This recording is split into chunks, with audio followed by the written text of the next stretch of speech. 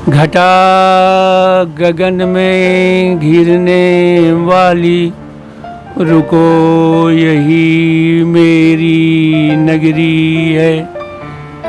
लगता है पथ भूल गई वह, पता नहीं कहाँ उतरी है। पल भर में ही जा सकती हो दुनिया भर में कोना कोना। दिन तो दिन है अरे बहन, तुम नहीं जानती रात भी सोना।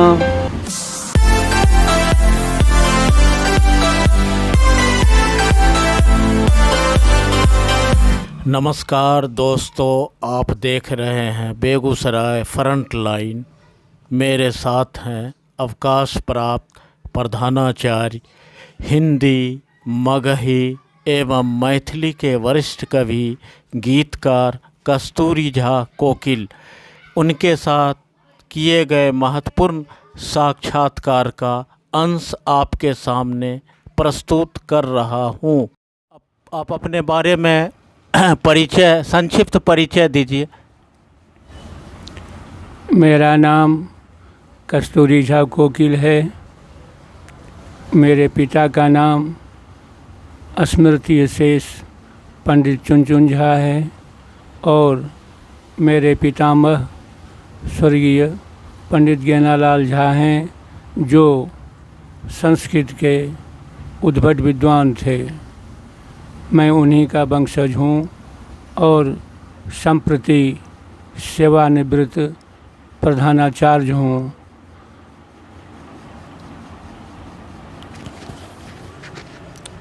आपने कब से लिखना शुरू किया? लिखने की शुरुआत कैसे हुई? घर परिवार दोस्तों से कैसा प्रोत्साहन मिला? मैं 8वें क्लास से कविता की रचना कर रहा हूँ। बीपी उच्च विद्यालय बेगूसराय का जब मैं छात्र था, उसी समय वहाँ का वातावरण विद्यालय का ऐसा था कि समय समय पर कविता की प्रतियोगिताएं होती थी और छात्रों को उसमें मौका दिया जाता था। मुझे उससे प्रेरणा मिली और उससे भी पहले मेरे परिवार के लोग पंडित ज्ञानालाल झा, पंडित लीलाधर झा, पंडित सदानंद झा, जो संस्कृत के उद्भट विद्वान थे, उन लोग काव्य शास्त्र का वहाँ प्राय अपने घर पर चर्चा किया करते थे। तो मुझे कविता की रुचि विरासत में मिली और उसका अंकुरन पल्लवन बीपीजी स्कूल बेगूसराय में हुआ और फलित जीडी कॉलेज में हुआ। अगर ये संस्थाएं नहीं होती तो संभवतः मैं कभी नहीं होता। वहाँ के हिंदी शिक्षक, वहाँ के प्रधानाचार्य, वहाँ के और लोग हमें बराबर उत्साहित करते थे। दोस्तों से बार बार आग्रह होता था कि अपनी रचनाएं सुनाओ। जब कॉलेज में खास करके जब टिफ़िन लीजर की घंटी होती थी तो हम लोग अमराई में बैठकर एक दूसरे को सुनते थे, सुनाते थे। इसलिए बीपी स्कूल से लेकर के और जीडी कॉलेज तक के दोस्तों ने मुझे बहुत ही उत्साहित किया। आप हिंदी के साथ मैथिली भाषा के भी रचनाकार हैं। दोनों भाषाओं में आप क्या समानता पाते हैं? देखिए आजमी भाई, यह ठीक है कि मैं हिंदी, मैथिली और अंगिका में भी रचनाएं करता हूँ। जहाँ तक हिंदी और मैथिली का प्रश्न है, वह दोनों में भिन्नता इतनी है कि हिंदी राष्ट्रीय भाषा है और मैथिली क्षेत्रीय भाषा। क्षेत्रीय भाषा होने के नाते एक निश्चित क्षेत्र के अंदर ही मैथिली बोली जाती है, लेकिन हिंदी सारे राष्ट्र में, अब तो ऐसा कहना चाहिए कि सारे विश्व में बोली और समझी जाती है। दोनों मधुर भाषा है। मैथिली को तो अष्टम सूची में रख दी हुई है, उसकी गणना हो गई है। और जब उसको भारत सरकार की मान्यता मिल गई है तो उसमें रचनाकार कुछ बढ़े हैं, लेकिन वह क्षेत्रीय तक ही सीमित हैं।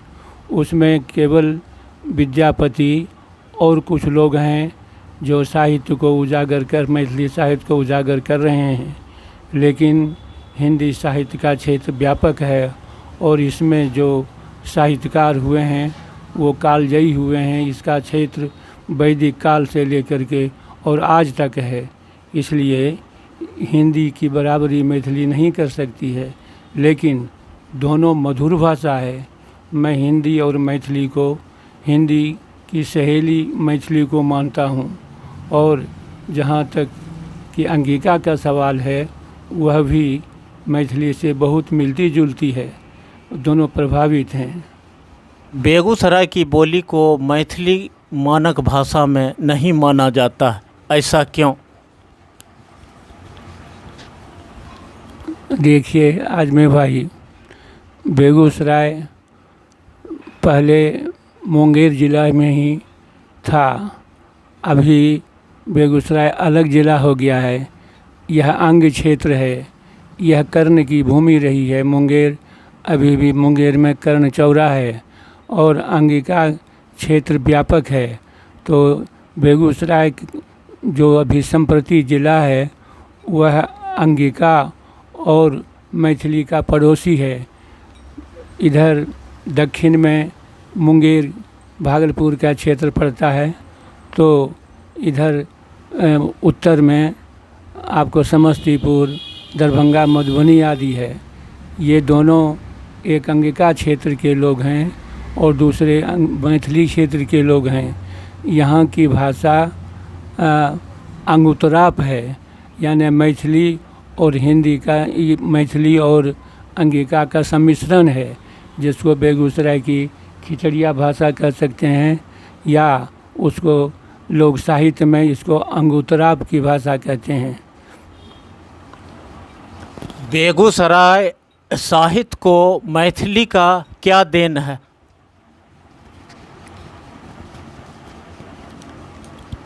मैथिली बेगूसराय के लिए एक बोली है जो केवल ब्राह्मणों में या मिथिला क्षेत्र के जो लोग यहाँ आके बसे हैं उनकी है। यहाँ की भाषा, बेगूसराय की भाषा मैथिली नहीं है, मैथिली और अंगिका मिश्रित है। इसलिए बेगूसराय को मैथिली की देन की अगर चर्चा करेंगे तो सबसे पहले मेरी जानकारी में फजलुर रहमान हाशमी हैं, जिन्होंने हरवाहा की बेटी लिखा और वो बहुत चर्चित काव्य हुई। उस पर उनको पुरस्कार भी मिला। ऐसे मैथिली में लिखने वाले कीर्ति नारायण मिश्र, प्रदीप बिहारी, एस मनोज, सजदानंद पाठक, अग्निशेखर आदि हैं। मैं भी हूँ, जैसा कि आपने पहले ही कहा है, लेकिन कालजयी मैथिली की रचना बेगूसराय की ओर से नहीं हुई है। हाँ, कीर्ति नारायण जी की कुछ पुस्तकें हैं और एस मनोज की हाल फिलहाल में एक रचना आई है, अंतरिक्ष में गुनगुन। तो यह है, असल में बेगूसराय के लिए मैथिली भाषा उतनी प्रधान नहीं है और इसीलिए उसके लेखक और कभी भी उंगली पर गिना सकते हैं। खास करके वो अस्फुट रचनाएं भले कर लें, लेकिन कालजयी साहित्य मैथिली में बेगूसराय की ओर से नहीं हुई है। एक प्रश्न, लोक कविता क्यों पढ़े?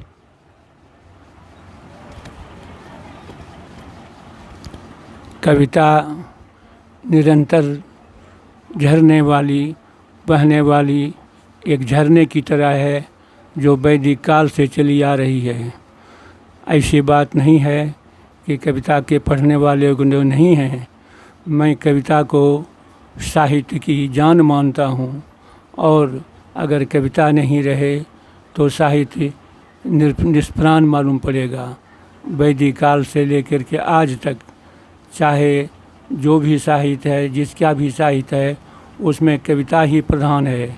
मेरे ख्याल से हिंदी को कौन कहे, उर्दू में भी जो उर्दू में, बांग्ला में जितने साहित्यकार हुए हैं, उन्होंने कविताओं में ही उनकी उपलब्धि है।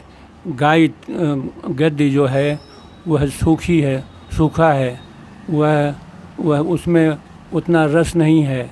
और कविता जो है वह रसात्मक वाक्यम है, रसयुक्त कविता है। इसको स्मरण करने में बहुत सहूलियत होती है, आराम से इसको लोग गा सकते हैं। और कविता संजीवनी है, कविता को हम याद रख सकते हैं। कविता के संबंध में कहा गया है, गीत के संबंध में कहा गया है कि अधर पर मुस्कुराहट हो, नयन से नीर झरता है, हृदय की हूँक हंस पड़ती, इसे जगीत कहता है। ये कविता का माने संगीत भी है। को गद्य में वह मज़ा नहीं है, वह शक्ति नहीं है जो शक्ति कविता में है, गीत में है।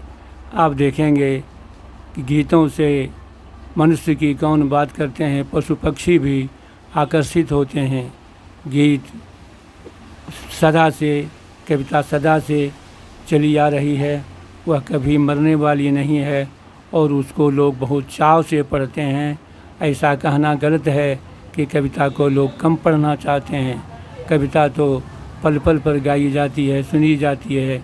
वह चाहे संगीत के माध्यम से हो, गीत के माध्यम से हो, कविता के माध्यम से हो, वही रहता है, गाया जाता है। और आज तक जितने कालजयी कलाकार हुए वो कविता में हो, रसखान हों, मलिक मोहम्मद जायसी हों, सूरदास हों, कालिदास हों, ये सभी के सभी देखेंगे कि गद्य नहीं, इन्होंने पद्य में ही लिखा, गद्य में नहीं लिखा। गद्य का तो आविर्भाव भारतेंदु हरिश्चंद्र काल से होता है, लेकिन पद्य का उत्स तो वैदिक काल से है, आदिकाल से है। चाहे वह हिंदी भाषा हो, चाहे अन्य भाषा हो।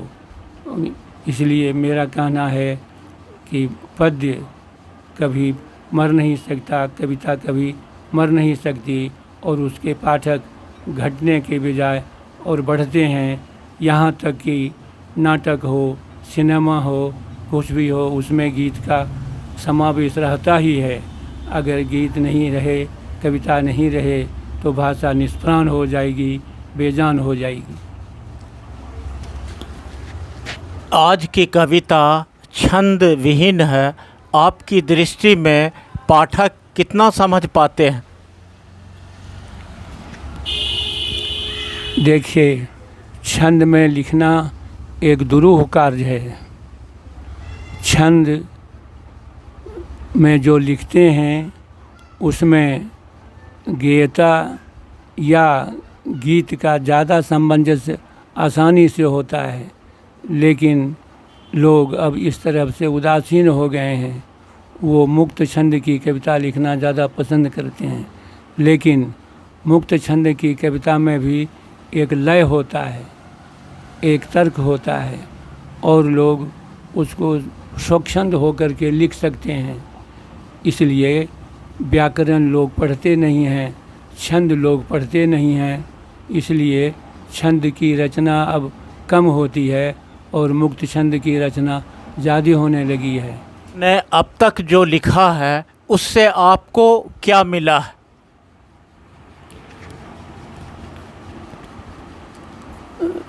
मैंने साहित्य की जो भी सेवा की, गद्य में, पद्य में, सबसे पहले मुझे अपनी खुशी मिली, स्वांतः सुखाय मैंने लिखा, अपने आनंद के लिए लिखा, अपनी रुचि के लिए लिखा। साहित्य मेरे लिए व्यसन है, व्यवसाय नहीं। कविता से संजीवनी मिलती है, और मैं कह सकता हूँ कि अपने को साहित्य के माध्यम से, खासकर कविता के माध्यम से, लोगों के बीच आने में मैं बहुत सफल हुआ। लोगों ने सम्मान दिया, लोगों ने आदर दिया, और मेरी 7 पुस्तकें कविता में निकल चुकी हैं और उन सबों का समीक्षात्मक समय भी है। मैंने समाज सेवा ख्याल से अपनी भावनाओं को लोगों तक पहुंचाने के लिए साहित्य की सेवा की। मैंने इसे कभी व्यापार नहीं समझा। साहित्य ने सब कुछ दिया। पहले मैं शिक्षक और उसके बाद कवि, इसलिए शिक्षक और कवि होने के नाते मैंने साहित्य और समाज दोनों की सेवा की और लोगों के बीच में कवि शिक्षक के रूप में भी, प्रधानाध्यापक के रूप में भी और कवि के रूप में भी चर्चित हुआ। जो सम्मान हमको मिला उसका एक प्रधान कारण मेरा कवि होना भी है। खास करके साहित्य के क्षेत्र में, चाहे बेगूसराय के जनपद हो या बेगूसराय के बाहर के जनपद हो, सबों ने मुझे उच्च आसन दिया। इसमें पुरस्कार भी मिले, सम्मान भी मिले, बड़े बड़े सम्मान भी मिले हैं। छात्र जीवन से मुझे पुरस्कृत भी किया जाता रहा है। मैं समझता हूँ कि मैं अगर लेखक नहीं होता और लेखक के साथ कवि नहीं होता और साथ साथ शिक्षक नहीं होता, प्रधानाध्यापक नहीं होता, तो मैं जितना लोगों के बीच चर्चित हुआ, सम्मानित हुआ, उतना नहीं हो पाता। आपने बहुत सारे गीत भी लिखे हैं और गज़लें भी। ये दोनों विधा किस प्रकार अलग है? आप गीत व गज़ल भी लिखते हैं, ये दोनों विधा किस तरह अलग है? गीत और गज़ल में केवल व्याकरण का अंतर है और गीत और गज़ल दोनों गेय प्रधान है और भाव प्रधान है। जितना आसानी से हृदय में पैठ गज़ल और गीत कर सकता है, गज़लें कर सकती हैं, गीत कर सकता है, उतनी इसी में दूसरी जो और विधा है, जैसे दोहे हैं या और भी हैं, उतना प्रभावी नहीं होता है जितना कि गीत और गज़ल है। दोनों को मैं सगी बहन मानता हूँ। आपने लंबी कविता लिखी है। आलोचक कहते हैं जो लंबी कविता ठीक नहीं होती है, इस पर आप क्या कहेंगे? ऐसी बात नहीं है आजमी भाई। लंबी कविता हो चाहे छोटी कविता हो, कविता को प्रभाव दो उत्पादक होना चाहिए, कविता को सरस होनी चाहिए। लंबी कविता भी चाव से सुनी जा सकती है अगर वह बहुत ही हृदय को, समाज को प्रभावित करने वाली हो। हाँ, छोटी कविता जो है वह कम समय में कही जा सकती है। अगर ऐसी बात होती, अगर बड़ी कविता की बात होती, अगर लोगों को पसंद नहीं आती, तो शायद महाकाव्य की रचना नहीं होती। महाकाव्य में तो बड़ी बड़ी कविताएं होती हैं, सर्ग होता है, एक साथ होता है। इसलिए प्रश्न यही है कि कविता का भाव क्या है, कविता की भाषा कैसी है, कविता किस लहजे में लिखी जा रही है। छोटी हो बड़ी हो उसका मतलब नहीं है। अगर छोटी कविता भी प्रभावहीन हो, कर्णप्रिय नहीं हो, तो उसको भी लोग सुनना नहीं चाहते हैं। हाँ, छोटी कविता में दोहा एक ऐसी विधा है, दो पंक्तियों में बहुत सी सारी बातें कही जा सकती हैं, लेकिन कविता छोटी बड़ी मंझोली सब हो सकती है। और असली बात यह है कि लंबी लंबी कविता को श्रोता सुनने में अगर मधुर लगे तो कोई हर्ज नहीं है, उबाऊ हो तो पसंद नहीं कर सकते हैं। खास करके मंच की लंबी कविता नहीं होती है। लंबी कविता केवल किताब के लिए है। मंच पर छोटी कविता, छोटी गज़ल यही आवश्यक है। आप इन दिनों क्या लिख रहे हैं? देखिए, इन दिनों खास करके विगत 6-7 वर्षों से मैं 17 जनवरी 2015 के बाद मैं ज़्यादातर विरह गीत लिखा कुछ वर्षों तक, लेकिन इन दिनों मैं मिश्रित रूप से सब कुछ लिख रहा हूँ और खास करके सरकार, समाज, जो कुरीतियाँ हैं, भ्रष्टाचार हैं, मैं उस पर ज़्यादा प्रहार कर रहा हूँ। और मेरी मानसिकता है कि जब तक साहित्यकार नहीं जगेगा तब तक सरकार पर अंकुश का काम नहीं संभव हो सकेगा। इसलिए समय समय पर मैं सैनिकों को, समाज को उस ओर उत्साहित करता हूँ, उसको बधाई भी देता हूँ, उसमें शौर्य भरने का भी काम करता हूँ। समाज के सच्चाई को उजागर करना मेरे साहित्य का अभी भी काम है। हाँ, इतनी बात ज़रूर है कि बुढ़ापा के होने के कारण अब मैं लिख कम पाता हूँ, लेकिन जब भी कुछ लिखता हूँ तो देश और समाज के कल्याण के लिए लिखता हूँ। खास करके गरीबों की समस्याओं को उजागर करता हूँ, उसका निदान कैसे हो। मैं बेमतलब नाहक किसी का झुंझुना नहीं बजाता, चाहे वह कितना भी प्रभावशाली हो, कितने भी उच्च आसन पर बैठे हुए हों। मैं सही एक समीक्षक की तरह कविता लिखता हूँ ताकि सही को मैं उजागर कर सकूँ। एक वक्त आपके साथ डॉक्टर आनंद नारायण शर्मा जी, आचार्य फजलुर रहमान हाशमी, शिवनंदन सिंह, शिवशंकर ठाकुर जैसे कवि होते थे। आज बेगूसराय की साहित्यिक गतिविधि आपको कितना मुतासिर करती है? देखिए, पहला का समय कुछ और था, अब का समय कुछ और है। पहले लोग साहित्य, खास करके कविता की ओर ज़्यादा झुकाव रखते थे। गांव-गांव में जाकर के हम लोग काव्य गोष्ठियाँ क्या करते थे। अब वैसी बात नहीं रह गई है और साहित्य में खेमेबाजी ज़्यादा हो गया है। लोग दल में बट गए हैं। बेगूसराय में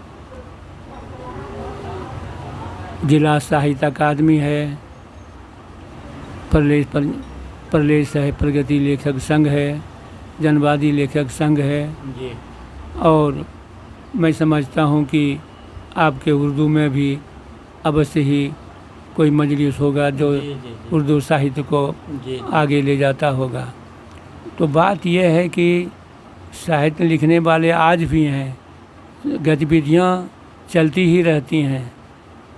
जिला साहित्य अकादमी के माध्यम से भी, प्रगतिशील लेखक संघ के माध्यम से भी, जनवादी लेखक संघ के भी माध्यम से बेगूसराय साहित्य की गतिविधियाँ रुकी नहीं हैं। लेकिन एक साथ बैठ कर के सभी मंच पर लगातार वैसी नहीं होती है जो पहली जैसी होती थी। अब लोग जहाँ तहाँ छिटपुट ढंग से करते रहते हैं।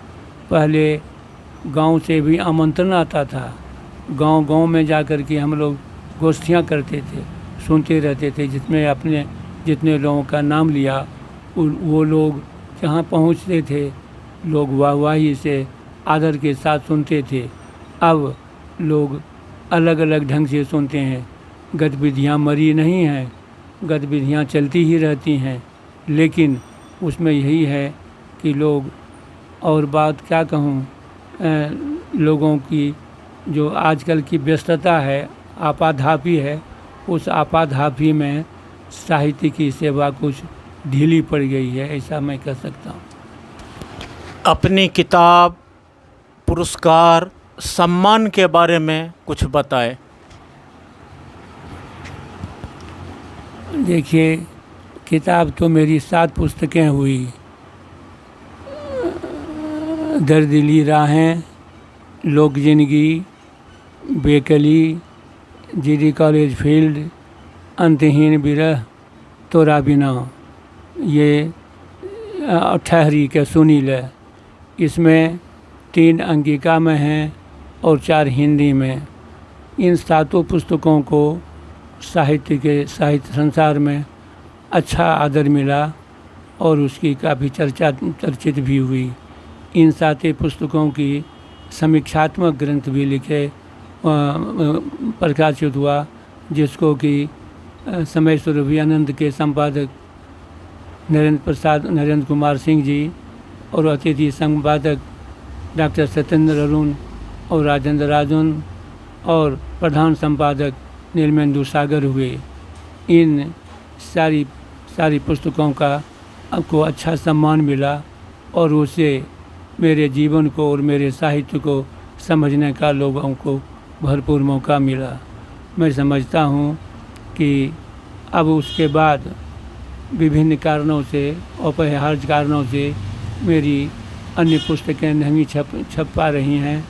उसमें है बैठी के सुनी ले, तुम्हारे बिना और कैसी विडम्बना, ये सब पांडुलिपियों में तैयार हैं, लेकिन अब उसके प्रकाशन की संभावना मैं कम देख रहा हूँ कि गृह कार्य, नाना जंजाला और अनेक ऐसी समस्याएं हैं। खास करके मेरी शारीरिक शक्ति कुछ वैसी रह गई है जो उनको तत्काल प्रकाशन करने से असमर्थ हो गया हूँ। इन सारी पुस्तकों पांडुलिपियों में मैंने आज के समाज पर, सरकार पर, भ्रष्टाचार पर कुछ ज़्यादा अधिक ही लिखा है। अब क्या का पुरस्कार जी, हाँ, जहाँ तक कि पुरस्कार का सम्मान है की बातें हैं तो बेगूसराय जनपद से मुझे दिनकर जनपदीय सम्मान 2013 में मिल चुका है और बेगूसराय जनपद से साहित्य अकादमी की ओर से, विभिन्न संस्थाओं की ओर से मुझे बराबर सम्मानित किया जाता रहा है। केवल बेगूसराय ही नहीं, खगड़िया, मुंगेर, भागलपुर, बांका और कहना चाहिए कि बिहार, बेगूसराय जनपद से प्राय बेगूसराय के बाहर से भी मुझे बार बार सम्मानित किया जा रहा है। यह सब मैं अपने साहित्य की उपलब्धि मानता हूँ और ख़ासकर क्षेत्रीय भाषा में लिखने के कारण मुझे लोग ज़्यादा पसंद करते हैं, क्योंकि मैं उनकी भाषा में उनकी समस्याओं को, उनकी बातों को रखता रहा हूँ। इसलिए लोग, मैं जहाँ जाता हूँ प्रायः लोग मेरे द्वारा रचित लोकगीत को ही ज़्यादा सुनना पसंद करते हैं। ये सब आदर का भाव है, समान है।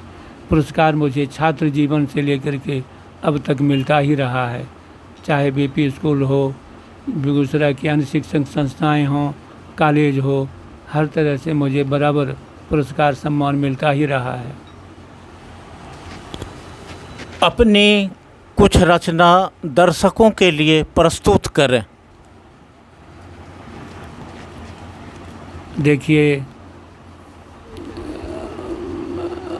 बात है कि अब याद बहुत कम रहता है, किताब देख करके पढ़ा जा सकता है।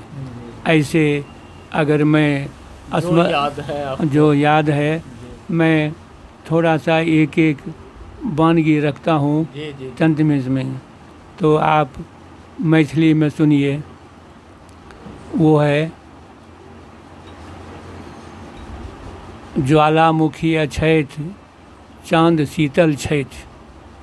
ज्वालामुखी रहैत अछैत चाँद शीतल छैठ, मुदा हिमालय सँ भरल भू आगि सन धीपल। मानव मानव में मेल नहीं, उल्टे हम टाका लेल दानव। सुनू कान खोल चंद्र जेता सब, चांद पर गेने की भेल। क्यों छूटल नहीं धरती के कानव। अब हिंदी में सुनिए। आपने गीत की चर्चा की है, जी। मैं अगर भूलता नहीं हूँ तो एक गीत सुनाता हूँ। जी बिल्कुल। घटा गगन में घिरने वाली, रुको यही मेरी नगरी है। लगता है पथ भूल गई वह, पता नहीं कहाँ उतरी है। पल भर में ही जा सकती हो दुनिया भर में कोना कोना। दिन तो दिन है अरे बहन तुम नहीं जानती, रात भी सोना। अगर खोज कर ला दो उनको, दूंगा तुम्हें पसंद का गहना। भाई हूँ बेचैन बहुत हूँ, खलता बहुत अकेला रहना। दिन तो दिन है अरे बहन तुम नहीं जानती, रात भी सोना। अगर खोज कर ला दो उनको, दूंगा तुम्हें पसंद का गहना। दिन तो चलते फिरते कटता, रात भी सैली नागिन डसती। दिल की बातें किसे सुनाऊं, दिल की बातें किसे सुनाऊं। अश्रु देख दुनिया भी हंसती, अश्रु देख दुनिया भी हंसती। अब मैं अंगिका की भी चर्चा की। जी जी जी बिल्कुल। हाँ, तो अंगिका मैथिली में मैंने सुना दिया, मैथिली हिंदी में हिंदी सुना दिया। अब अंगिका सुनाता हूँ, जो मेरी मातृभाषा है। बेगूसराय की भी खिचड़िया भाषा है, और क्या कहते हैं कि घर की पत्नी भी अंगिका की, माँ भी अंगिका की, मैं भी अंगिका का। बेगूसराय भी खिचड़िया वाला में है। मेरी खिचड़िया भाषा में भी रचना है, और अंगिका से अलग शुद्ध अलग में भी है। सुनाइए सर। तो मैं आपको बेगूसराय की जो मैथिली और बेगूसराय की भाषा जो मिली हुई है वह सुनाता हूँ। उसको जितना एक ही स्टंजा होगा तो वही सुनाता हूँ। उस शीर्षक है घूरा। हाँ, और ख़ास करके राजेंद्र राजन जी, अगर जाड़ा का समय हो और मैं हूँ और राजन जी हों, तो वो तुरंत कहते हैं कि भाई आप पहले घूरा सुनगा दीजिए तब दूसरी बात कीजिएगा। उसी की कुछ मुखड़ा या दो चार पंक्तियाँ सुनाता हूँ। सन सन सन सन पछिया बहै छै, थर थर थर देह काँपब करै छै। लुल्ही लगल है चलल न जाय छै, फुर्ती गरमाय दे। घूरा सुन गाय दे गे कोसिया, घूरा सुन गाय दे।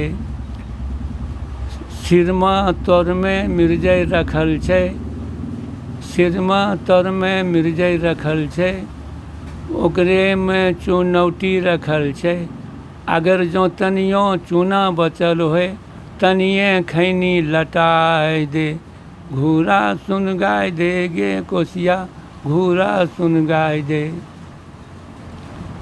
अब एक टुकड़ी हुई। अब दूसरा देखिए, अंगिका में ही। तोरा बिना अब होली फीका लगे छै, कोयलिया के बोली है तीखा लगे छै। करबट बदलते हो जाय छै भोर, ठप ठप ठप चुए छै आँखि से लोर, ठप ठप ठप चुए छै आँखि से लोर। चलिए, बहुत बहुत धन्यवाद।